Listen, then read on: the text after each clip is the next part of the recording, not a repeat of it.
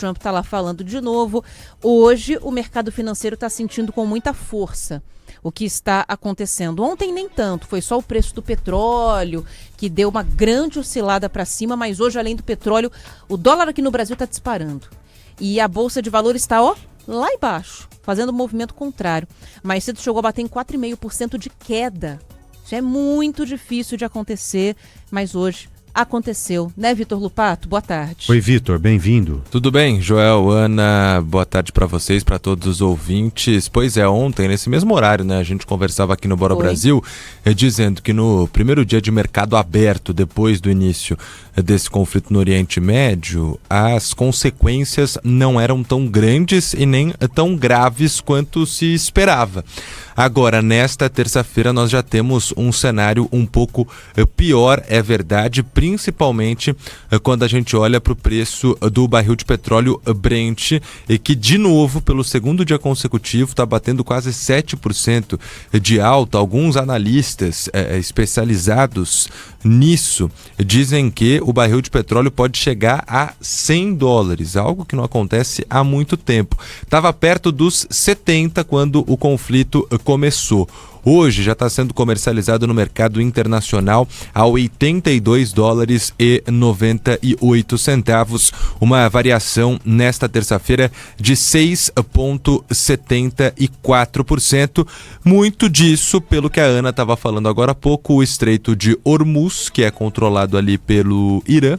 E aí, neste momento, ele não está oficialmente fechado, mas eu quero ver que navio vai ter coragem de atravessar o Estreito de Hormuz em meio a tantos bombardeios. Com ameaças de serem bombardeados, inclusive. Exatamente. Né? Portanto, o barril de petróleo continua subindo, $82,98 é a cotação internacional deste momento. Aqui no Brasil, a tendência é parecida com a global. Você falando do Ibovespa, né, a Bolsa de Valores aqui do Brasil, com uma queda neste momento de 3,5%. Como você disse, isso já chegou a 4,5% mais cedo, agora 3,58% é a queda do Ibovespa.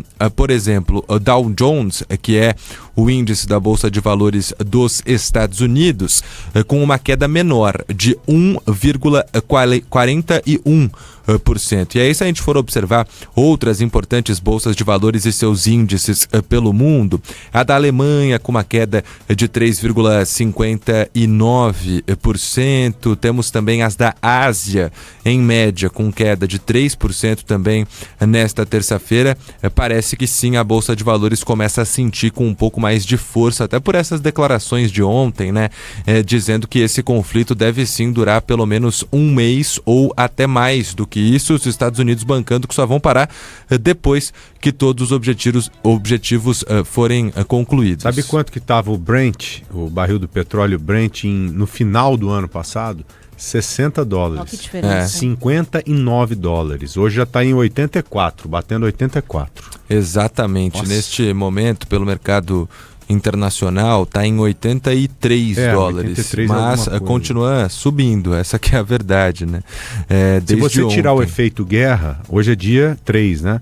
O efeito guerra, no final do mês passado agora, antes dos ataques, estava em 70. Olha que subida maluca, de 70 para 83 e alguma coisa. Muito rápido, em 2 dias, né? Se a gente for parar para pensar, entre ontem... Por isso a marca de $100 não está tão longe assim. Verdade. Mesmo, principalmente se a gente continuar com essa tendência dia após dia desse conflito, se a gente for falar em um mês e uma alta de 7% por dia, que é o que a gente vem observando no momento, aí vai chegar rapidinho mesmo nos $100. Isso que a gente está falando, vale aqui pontuar para o ouvinte, é o preço de barril de petróleo Brent. O dólar subindo, continua. Ontem teve uma variação pequena, hoje já atinge 2,5%, sendo comercializado a R$ 5,29. Mais cedo, a situação também era pior, chegou a bater 5,34 mas nós começamos ali o dia às 5h23, ou seja, estamos falando de 6 centavos a mais no preço do dólar do começo da abertura do mercado até agora. Essas são as consequências do conflito e há uma grande preocupação em relação à reunião marcada para os dias 16 e 17 deste mês do Comitê de Política Monetária do Banco Central, que decide qual será a taxa básica de juros. Na reunião do mês passado, o Copom sinalizou: vamos começar a queda da taxa básica de juros, que está altíssima. Hoje, mais cedo, o ministro da Fazenda, Fernando Haddad, que está aqui em São Paulo e inclusive se encontra mais tarde com Lula e também com o vice-presidente Geraldo Alckmin, concedeu uma entrevista à Rádio Nacional e falou que acredita que, apesar desse conflito, apesar de todas as consequências que vêm com ele, não acredita que o Copom vai interromper essa tendência e que sim, no dia 17 de março teremos, depois de bastante tempo, uma redução na Selic. A política monetária ela tem que olhar para essas condições todas e acertar a dose correta do remédio para não provocar nem inflação, nem outros problemas que uma taxa de juros sistematicamente elevada pode provocar. É isso. Eu não vejo nesse momento, tudo é uma questão de momento, né, Datena? Nós estamos falando de hoje, né? A gente não sabe como é que esse conflito vai acontecer, como é que as coisas vão suceder, mas assim, é muito cedo para falar de uma reversão do que está mais ou menos contratado aí, que é um ciclo de cortes. Bom, então vamos esperar, até porque Banco Central independente, o ministro da Fazenda, Fernando Haddad, não participa dessa reunião. O Copom colocou aí a sua opinião, acredita que claramente o Banco Central não vai ceder a essa pressão e vai continuar com o que foi sinalizado no mês passado, na última reunião, quando ficou definido que a partir de março teríamos a queda da taxa básica de juros.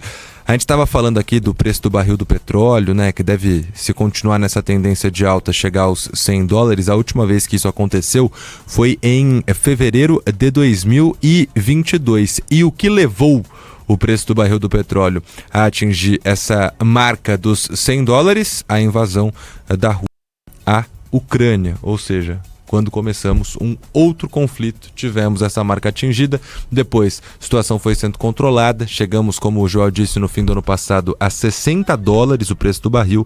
E agora a tendência de alta com um novo conflito em um ponto tão importante pelo Estreito de Hormuz, que é controlado pelo Irã. Passam pelo menos 1/5, ou 20% de todo o petróleo produzido no mundo. É isso. Valeu, Lupato. Valeu, um abraço para vocês, viu? Ó.